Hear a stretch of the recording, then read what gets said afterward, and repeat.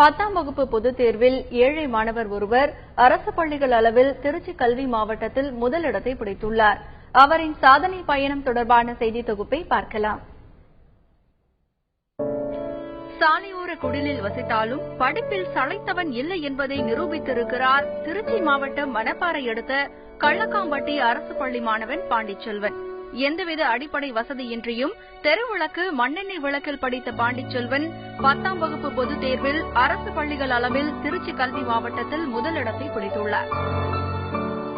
மண்ணெண்ணெய் விளக்கு எங்க வீட்டில் வச்சு அதை வச்சுதான் நான் படிப்பேன்.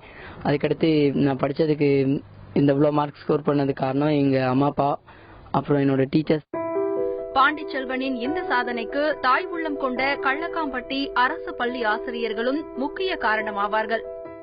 அந்த மாணவன் மிகவும் ஏழ்மையான குடும்பத்தில் பிறந்தவன்.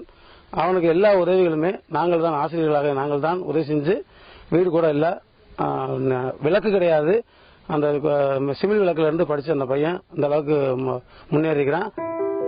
ஏழ்மையை பொருட்படுத்தாது படிப்பில் சாதனை படைத்த பாண்டிச்செல்வன் மேற்படிப்பை தொடர முடியாமல் திணறுகிறார். உயர்கல்வி படிப்பை தொடர அரசு உதவி செய்ய வேண்டும் என மாணவனின் தாயார் தமிழ்ச்செல்வி கோரிக்கை விடுத்துள்ளார். பையனுக்கு தான் ஹெல்ப் பண்ணோம்னா ஒன்றும் பண்ண முடியல. நீங்க தான் ஏதாவது அரசாங்கத்துல இருந்து ஏதாவது நல்ல வழி பண்ணா நாங்க எப்படியோ எங்க குடும்பத்தை வச்சு ஓட்டலாம். அழியாத கல்வி செல்வத்தை பெற்றவர் எந்த செல்வத்தையும் பெற முடியும் என்பது ஆன்றோர் வாக்கு. தற்போதைய ஏழ்மையை வென்றெடுத்து வாழ்வில் ஏற்றம் பெற மாணவர் பாண்டிச்செல்வனுக்கு கல்வி மட்டுமே ஊன்றுகோல். அது தேடி வரும் பாதையை நோக்கி காத்திருக்கிறார் மாணவர் பாண்டிச்செல்வன்.